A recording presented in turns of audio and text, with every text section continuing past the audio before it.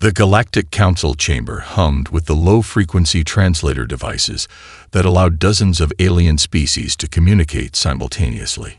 Holographic displays flickered around the circular room, casting an ethereal blue light on the assembled representatives.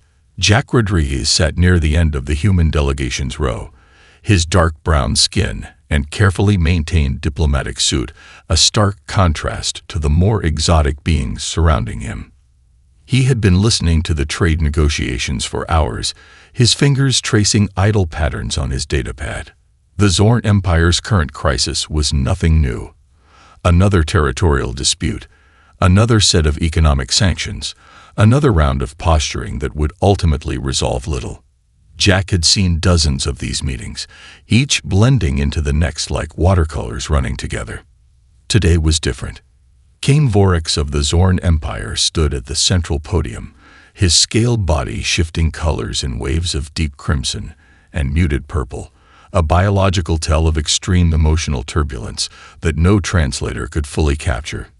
Diplomatic translators worked overtime to convey the nuanced language of the Zorn royalty, their mechanical voices struggling to maintain the king's precise tone of frustrated desperation.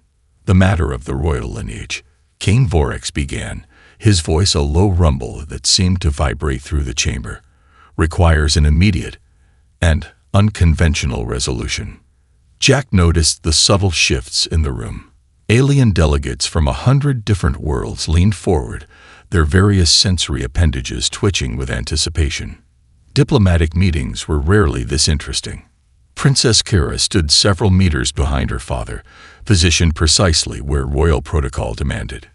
To Jack's trained eye, she was a study in controlled tension. Her posture was perfect, spine straight, chin slightly elevated, but there was something else. An energy that seemed to ripple around her, making the air feel charged and unstable. The Zorn royal family was notorious for its genetic enhancement programs. Every member was a carefully designed instrument of political strategy. But Princess Kira was different. Whispers and classified reports had long circulated about her, a royal anomaly, a genetic experiment that had gone unexpectedly complex. Kane Vorax continued, his translator struggling to convey the full emotional weight of his words. We propose a diplomatic transfer of responsibilities. Jack's attention sharpened. In the complex language of interstellar diplomacy, transfer of responsibilities could mean anything from a marriage alliance to a hostage exchange. The king's next words landed like a physical force in the chamber. The human delegation will accept custody of Princess Kira. Silence crashed through the room. Then, slowly, a wave of sound began. First a few chuckles, then spreading into full-throated laughter. Alien delegates from a dozen different worlds found the proposal hysterical. The human delegation looked equally confused.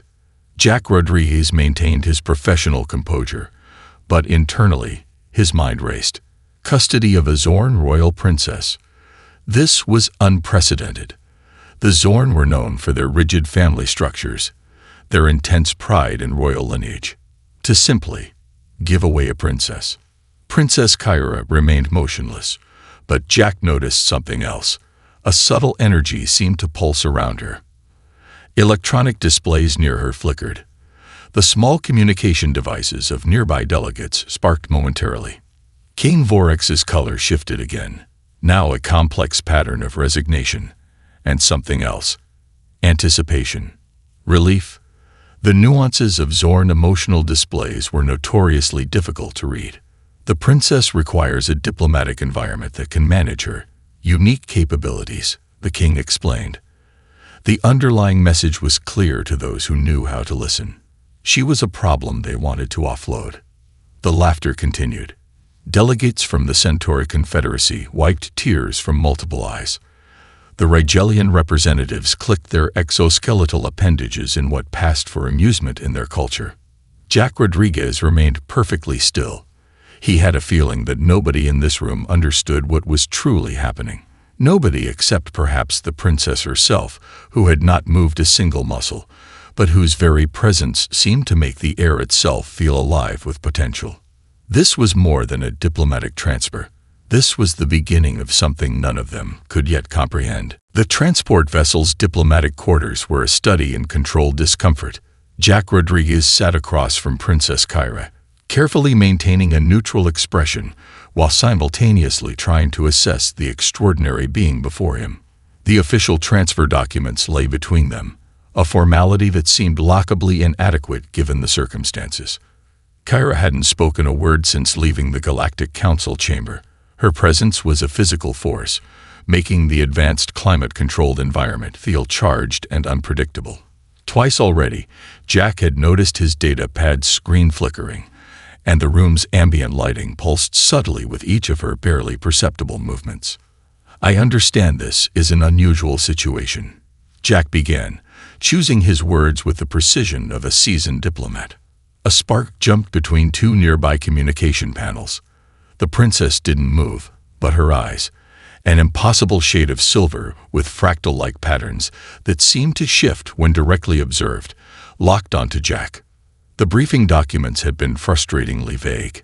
Classified reports hinted at unprecedented genetic modifications, psionic potential beyond current scientific understanding, and a series of diplomatic incidents that had made Princess Kyra virtually untouchable within Zorn society. Jack had spent years working with challenging diplomatic cases, but this was entirely different. "Your father believes you require a different approach to management," Jack continued, carefully avoiding words that might sound confrontational. A low hum began to build in the room. Jack recognized it as the preliminary signs of a psionic energy discharge, something he'd only read about in heavily redacted reports. Most species with energy manipulation abilities had strict protocols. The Zorn appeared to have none for their own princess. One of the room's display panels suddenly collapsed inward, its complex circuitry imploding without any physical contact. Jack didn't flinch. "I'm not interested in management." Kyra spoke for the first time, her voice a complex resonance that seemed to vibrate on multiple frequencies. "I'm interested in understanding." Jack's communications specialist background kicked in. This wasn't a typical diplomatic challenge. This was something far more nuanced. Every word, every interaction would be a delicate negotiation. The vessel's chief of diplomatic security had been less than subtle in his warnings. 3 previous diplomatic teams had requested immediate reassignment after spending less than 24 hours with the princess. Psychological evaluations, technological assessments, even basic environmental controls seemed to break down in her immediate vicinity. "Understanding what?" Jack asked, deliberately keeping his tone open and curious. Another spark. This time, it danced between Kyra's fingertips and the metal chair she sat upon. Jack noticed she didn't seem surprised. More concerning, she didn't seem to be actively trying to control it. The classified files painted a complex picture. Princess Kyra was the result of an aggressive genetic enhancement program designed to create the ultimate diplomatic weapon. Psionic potential, enhanced cognitive processing, the ability to read and potentially manipulate emotional states across multiple species. But something had gone wrong, or perhaps right in a way nobody had anticipated. "Everything," she responded, the single word carrying a weight that seemed to press against the vessel's hull. Jack's years of experience working with young people in high-stress diplomatic environments had taught him one crucial lesson. Connection was more important than control. The Zorn approach had been to suppress, to constrain, to view Kyra as a problem to be managed. He pulled out a small holographic projector, a device he typically used to help young diplomats understand complex cultural interactions. With a subtle gesture, it activated, displaying a 3-dimensional map of interstellar migration patterns. Kyra's reaction was immediate and unexpected. The holographic display began to shift, its data points reorganizing themselves into more complex patterns. Not random. There was an intelligence to the movement that suggested she was engaging with the information at a level far beyond simple observation. "Interesting," Jack murmured, more to himself than to her. The ship's computer system chose that moment to register a mild protest. Warning lights flickered, and a series of error messages began to cascade across nearby display panels.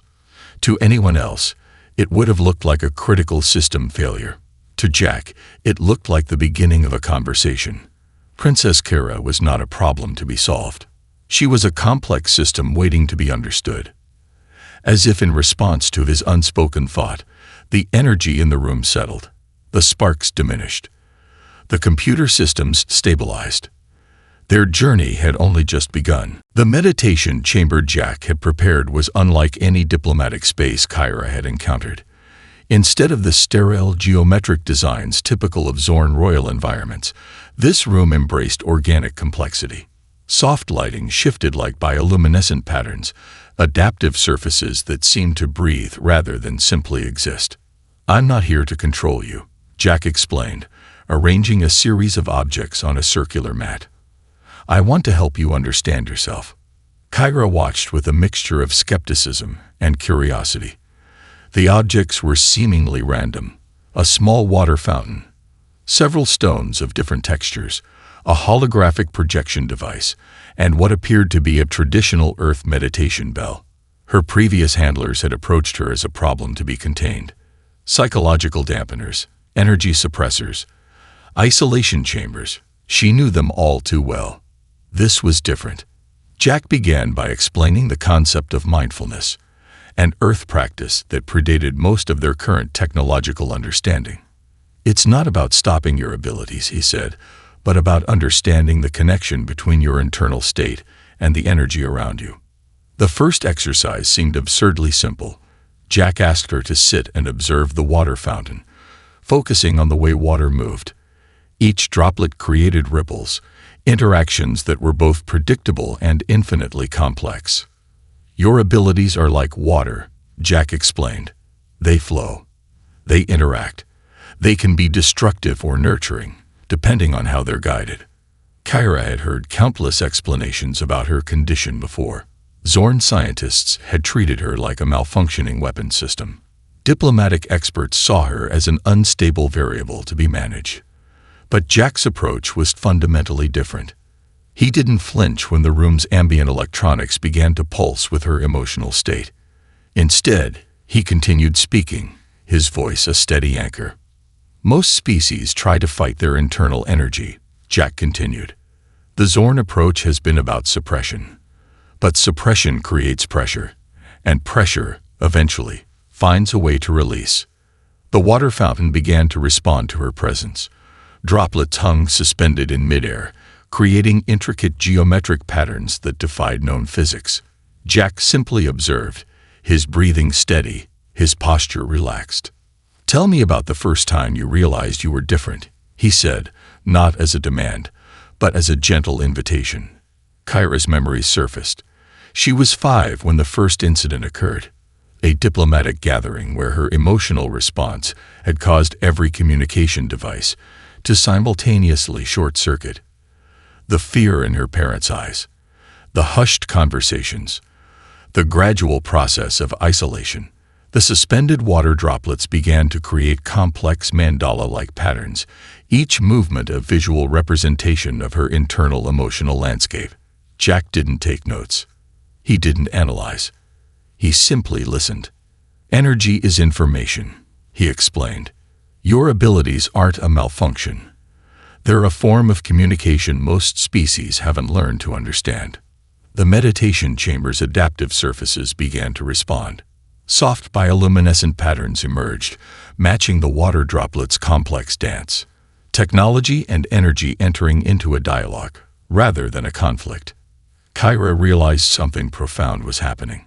For the first time, someone was treating her abilities as a language to be understood, not a problem to be solved. "The Zorn approach was about control," Jack said. "My approach is about connection. Every energy system seeks balance, not elimination, not suppression. Balance." He introduced her to breathing techniques developed by human cultures across different environments. Techniques designed to help individuals manage extreme stress, to find calm in chaos. Each method was a subtle invitation to explore her internal landscape. The water droplets began to settle. The room's electronics stabilized, not through force, but through understanding. "This is going to take time," Jack said. And it won't be linear. Some days will be more challenging than others. For the first time since the diplomatic transfer, Kyra felt something she hadn't experienced in years. Hope. The meditation chamber hummed with potential, a delicate ecosystem of energy, technology, and emerging understanding. Jack Rodriguez had done something no one else had managed. He had begun to see her as a complete being, not a problem to be managed. Their journey was just beginning. The diplomatic Nexus station orbited a neutron star. Its complex network of communication arrays and negotiation chambers serving as the primary hub for interstellar relations. Here, the consequences of Jack and Kira's evolving dynamic began to ripple through established political channels. Ambassador Lyra Chen of the Human Diplomatic Corps studied the latest intelligence reports with growing concern. The initial reports from Jack's team were unlike anything in diplomatic archives. Princess Kira was transforming from a diplomatic liability into something far more complex. This isn't just about one princess, Chen muttered to herself, reviewing the encrypted data streams. Electronic surveillance showed subtle but profound changes in interstellar communication patterns wherever Jack and Kira traveled. Communication systems that typically struggle to maintain stable connections now hummed with unprecedented clarity. Negotiation logs demonstrated a remarkable ability to find resolution in previously intractable conflicts, and at the center of it all were two individuals who seemed to be rewriting the fundamental rules of diplomatic engagement. The Zorn Empire's reaction was swift and multilayered. Official communiques maintained a facade of diplomatic calm, but the underlying currents told a different story. Intelligence reports suggested internal fractures were developing within the royal family. Princess Kira's potential was becoming both a threat and an opportunity. In the station's most secure briefing room, a holographic conference brought together representatives from multiple star systems. Jack appeared calm, with Kyra seated slightly behind him, a positioning that itself challenged traditional diplomatic protocols. The energy manipulation capabilities demonstrated by Princess Kyra are not a threat, Jack explained, his voice steady. They represent a new form of diplomatic communication we've barely begun to understand. The Rigelian representative's exoskeleton clicked with agitation. A weapon cannot be a communication tool, came the translated response. Kyra's presence was itself a response. The room's communication systems subtly adjusted, translation algorithms becoming more nuanced. Where previously such a meeting would have been a minefield of misunderstandings, now there was a sense of unprecedented clarity. Ambassador Chen recognized what was happening. This was more than a diplomatic mission. This was a fundamental reimagining of interstellar communication. The classified reports told a complex story. Princess Kyra's genetic modifications were far more sophisticated than initially understood. She wasn't just a potential weapon. She was a living communication network. Her abilities didn't just manipulate energy. They understood it at a fundamental level. Jack's approach was equally revolutionary. Instead of trying to control or weaponize Kyra's abilities, he was helping her understand them. Each diplomatic encounter became a learning experience, a subtle expansion of her capabilities. The Zorn Empire's representatives watched with a mixture of fear and fascination. Their carefully constructed diplomatic machinery was being rewritten, and they were struggling to understand the new language being created. We've approached diplomatic challenges as conflicts to be won, Jack explained. But what if they're conversations to be understood? A subtle energy began to pulse through the room. Not threatening, but inviting. The communication systems became more responsive, translation algorithms finding nuances that had previously been lost. The Centauri Confederacy's lead diplomat leaned forward. "This is unprecedented," he said, his translator capturing layers of emotion that would have been flattened in previous encounters. Kyra remained mostly silent, but her presence was far from passive. The room's environmental systems seemed to breathe with a new kind of responsiveness. Communication barriers that had existed for generations began to dissolve. Ambassador Chen understood the deeper implication. This wasn't just about one princess or one diplomatic mission. This was a fundamental reimagining of how different species could communicate and understand each other. The Zorn Empire had created Kyra as a potential weapon. Jack was helping her become something far more powerful. A bridge. Political systems that had existed for centuries began to feel the first tremors of a profound transformation. The carefully maintained distances between species were being redrawn, not through force, but through understanding. As the conference concluded, the holographic displays showed something unprecedented. Multiple species, traditionally in conflict, were finding common ground, not through compromise, but through a new form of communication that was just beginning to be understood. Jack Rodriguez and Princess Kira had done something extraordinary. They were teaching the galaxy how to truly listen. The Mokaran conflict had defeated every diplomatic team for the past 7 solar cycles. 2 advanced species, the crystalline Arans and the gaseous Vex, had been locked in a devastating territorial dispute that threatened to destabilize an entire sector of the galaxy. Previous negotiation attempts had ended in catastrophic failure, with multiple diplomatic vessels destroyed and entire planetary systems placed on high alert war footing. Jack Rodriguez and Princess Kira arrived at the neutral negotiation platform, a massive space station designed to be completely isolated from external influences. The station's systems were deliberately primitive, stripped of advanced communication technologies to prevent any potential manipulation. They didn't know it, but they were humanity's last diplomatic hope. "Remember what we've practiced," Jack said quietly to Kira as they approached the negotiation chamber. Their preparation had been intense, not just in managing her abilities, but in understanding the fundamental nature of conflict. The negotiation chamber was a marvel of diplomatic engineering. Divided into 3 distinct environmental zones, it allowed the Arans, who existed as complex silicon-based life forms, and the Vex, who maintained existence as sentient gas clouds, to exist in their natural states while maintaining a delicate balance of communication. Previous negotiators had failed because they approached the conflict as a territorial dispute. Jack and Kira understood it was something far more complex. As they entered, the environmental systems immediately began to react. The Aran's crystalline representatives flickered with internal light patterns that suggested extreme agitation. The Vex's gaseous forms swirled with dense, almost angry molecular structures. Traditional translators wouldn't work here. The communication gap was too profound. Kyra closed her eyes. Jack had taught her that listening wasn't just about hearing words. It was about understanding the energy between those words, the emotional landscapes that existed beneath surface communications. The first hour of negotiations followed a familiar pattern. Accusations flew. Historical grievances were rehashed. Each side presented increasingly complex territorial claims, each more incomprehensible than the last. But Kara was listening differently. She began to understand that the conflict wasn't about territory. It was about something deeper, a fundamental misunderstanding of existence itself. The Arans experienced reality as fixed, crystalline structures. Permanence was their fundamental understanding of the universe. The Vex experienced reality as constant flow, molecular transformation. Nothing was ever truly fixed. Their entire conflict was a misunderstanding of how they perceived existence. Jack watched carefully. He recognized the subtle shifts in the room's energy. Kyra wasn't just listening. She was translating, not with words, but with a form of communication that transcended language.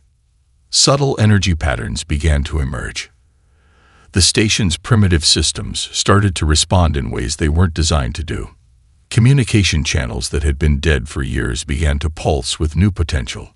The territory is not the problem. Kyra suddenly spoke, her voice carrying a resonance that seemed to vibrate through multiple dimensional frequencies. The problem is how you understand connection. The Aran's crystal formations began to shift. The Vex's gaseous forms condensed and expanded in response. Jack knew what was happening. Kyra was doing something unprecedented. She wasn't negotiating. She was helping them see each other's fundamental nature. The Aaron representative's crystals began to form complex geometric patterns, a language of pure mathematical relationship.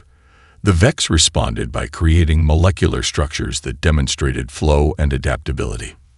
For the first time, they were truly communicating. Hours passed. The station's systems continued to respond in increasingly complex ways. Communication that had been impossible was now finding form. Not through words, not through traditional diplomatic channels, but through a fundamental understanding of difference. When the initial session concluded, something extraordinary had happened. No agreements had been signed. No treaties had been drafted. But a conversation had begun that could never be reversed. The Galactic Council's surveillance systems captured something remarkable. Where previous negotiations had ended in heightened tensions, this session had created a bridge of understanding. Jack Rodriguez looked at Princess Kara with a mixture of pride and wonder. She hadn't solved the conflict. She had transformed it. "We're just getting started," he said quietly. The universe listened. The fallout from the Mokaran conflict resolution spread through diplomatic channels like a quantum wave, disrupting established systems faster than any traditional communication method could track. Deep within the Zorn Imperial Archives, a classified analysis team worked overtime. The data streams from Jack and Kira's diplomatic mission defied every known protocol. Where previous negotiations had been measured in territorial gains or economic concessions, this resolution existed in a realm that traditional diplomatic metrics couldn't measure. High Counselor Vex Era of the Zorn Royal Advisory Board slammed a tentacle-like appendage against the holographic display. "This is not diplomacy," she hissed, her translator struggling to capture the nuanced rage. "This is chaos." The evidence was undeniable. The Mokaran conflict, a territorial dispute that had consumed resources and lives for 7 solar cycles, had transformed. Not resolved in traditional terms, but fundamentally altered. The two species were now engaged in a collaborative research project exploring their complementary existence, a concept that would have been unimaginable weeks earlier. Jack Rodriguez understood the deeper challenge. The existing diplomatic system was built on a fundamental misunderstanding of communication. It treated international relations as a zero-sum game, where one side's gain was another's loss. Kira was demonstrating something revolutionary: communication as a generative process. At the Galactic Diplomatic University, Professor Ellen Chen began rewriting entire curriculum modules. The traditional approach of diplomatic training, with its emphasis on negotiation tactics, historical precedents, and strategic positioning, was being challenged at its core. Diplomacy is not about winning, Jack had said in a recent keynote address that was now circulating through academic and political networks. It's about understanding. The human approach was radical. Instead of viewing differences as obstacles, Jack and Kira treated them as opportunities for deeper connection. Each diplomatic encounter became a moment of mutual discovery rather than a battle to be won. The Zorn royal family's response was multifaceted and conflicted. Princess Kira had been their most challenging genetic experiment, a living communication system they couldn't control. Now she was becoming something they hadn't anticipated, a bridge between species. Intelligence reports showed increasing complexity. Wherever Jack and Kira traveled, communication systems became more adaptive. Conflict zones began to show unexpected patterns of mutual understanding. It was as if they were teaching the galaxy a new language of interaction. "We are not fixing problems," Kira explained during a rare public communication. "We are helping species understand their own potential for connection." The challenge to the existing system was profound. Diplomatic institutions that had existed for centuries found themselves obsolete. Military strategists who had built careers on conflict management watched in growing unease as their fundamental assumptions were dismantled. The Centauri Confederacy's diplomatic corps conducted an internal review. Their analysis was stark. Traditional diplomatic approaches were becoming increasingly ineffective. The old methods of negotiation, based on threat, compromise, and strategic positioning, were being replaced by something far more complex. Jack Rodriguez represented something the galaxy had never seen before, a diplomat who didn't see his role as representing a single species' interests, but as facilitating a broader understanding of collective potential. Kyra was the living embodiment of this approach. Her genetic modifications, once seen as a liability, were now recognized as a breakthrough in interspecies communication. She didn't just translate between species, she helped them understand their fundamental interconnectedness. The Galactic Council began unofficial discussions about restructuring diplomatic protocols. The existing system, built on centuries of carefully maintained distances and strategic conflicts, was showing profound cracks. "We've been approaching diplomacy as a form of controlled conflict," one senior advisor noted in a classified briefing. "They're approaching it as a form of mutual discovery." The human delegation's approach was revolutionary. They weren't trying to win. They were trying to understand. Each diplomatic encounter became a collaborative exploration of potential, rather than a battle to be won. Political systems that had existed for generations began to feel the first significant tremors of transformation. The carefully maintained boundaries between species were being redrawn, not through force, but through a profound reimagining of communication. Jack looked at Kyra during a quiet moment between diplomatic missions. "We're just getting started," he said softly. The universe was listening, and for the first time in generations, it was beginning to hear something new. The royal shuttle descended on the crystal plains of the Zorn homeworld, its sleek design a testament to centuries of technological advancement. Jack Rodriguez stood beside Kyra, both of them aware that this was more than a diplomatic return. This was a confrontation years in the making. King Vorex waited in the central reception hall, a massive chamber designed to intimidate. Holographic displays of the royal lineage stretched infinitely upward, each image a carefully curated representation of Zorn genetic perfection, except for Kyra's. Her image had been systematically removed from every official record. The moment they entered, the room's environmental systems began to respond. Subtle shifts in atmospheric composition, light refraction, even the molecular density of the air. Everything changed. "You have been recalled," King Vorex announced, his voice a low rumble that typically froze diplomatic representatives in their tracks. "The human experiment is complete." Jack stepped forward, his posture calm but unmistakably protective. "Princess Kyra is not an experiment. She's a living being with her own potential." The king's color-shifting scales rippled with a complex pattern of anger and something deeper, fear. The royal advisors positioned around the chamber watched with a mixture of anticipation and dread. Kyra's presence was different now. Where once she had been a source of uncontrolled energy, now she radiated a controlled, profound awareness. The room's advanced systems responded to her like a complex musical instrument, each technological element finding a subtle harmonic balance. "I am not returning to the previous system," Kyra spoke, her voice carrying a resonance that seemed to vibrate through multiple dimensional frequencies. "I am choosing my path." The challenge was unprecedented. In Zorn society, royal lineage was absolute. The king's word was law. Genetic modifications were carefully controlled. Individuals were precisely positioned within a complex social hierarchy. Kyra represented a complete breakdown of that system. King Vorex activated a series of environmental suppressors, advanced technologies designed to dampen psionic and energy-based abilities.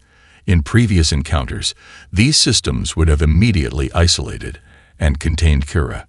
Nothing happened. The suppression fields flickered, then dissolved. The room's technological systems seemed to flow around Kyra's energy, adapting rather than resisting. "You were created to be a weapon," the king stated, "a living communication system designed to extend the Empire's influence." Jack recognized the moment for what it was. This wasn't just a personal confrontation. This was a fundamental challenge to an entire system of thought. "I was created with potential," Kyra responded. "But potential is not a weapon. It's a conversation." The royal advisors began to shift uncomfortably. Their carefully maintained systems of control were being dismantled, not through force, but through a profound reimagining of existence. King Vorex activated the final protocol. a genetic recall mechanism that should have immediately subdued Kyra, bringing her back under royal control. It was a technology that had never failed. The mechanism dissolved before it could fully activate. Kyra was no longer simply responding to the system. She was in conversation with it. "My existence is not defined by your limitations," she said, her statement a complex communication that seemed to ripple through the entire chamber. The holographic displays began to shift, showing not just the royal lineage, but the potential of individual growth. Jack watched carefully. This was the moment of true transformation. Not a rebellion, but a profound redefinition of possibility. The royal advisors began to understand something revolutionary. Kyra was not a weapon to be controlled. She was a living demonstration of what happened when potential was nurtured rather than contained. King Vorax saw his entire system of control dissolving, not through conflict, but through a fundamental reimagining of connection. "Who are you?" the king asked, his voice losing its previous commanding tone. "I am becoming," Kyra responded. The chamber fell silent. The technological systems continued their subtle dance, finding new patterns of interaction that had never existed before. Jack Rodriguez smiled. This was more than a diplomatic mission. This was a transformation. The universe was listening. 6 solar cycles after the confrontation with the Zorn King, the Galactic Diplomatic Center looked nothing like its previous incarnation, where once rigid protocols and carefully maintained distances defined interstellar relations. Now something entirely new had emerged. The Collaborative Communication Institute stood as a testament to Jack Rodriguez and Princess Kyra's revolutionary approach. Representatives from over 200 different species worked together in environments that constantly adapted, transformed, and responded to the complex interactions of communication. Kyra no longer existed within the traditional understanding of a royal lineage. She had become something far more profound, a living bridge between species, a demonstration of what happened when potential was truly understood rather than controlled. Jack watched from an observation deck as a group of young diplomats from diverse species worked on a collaborative research project.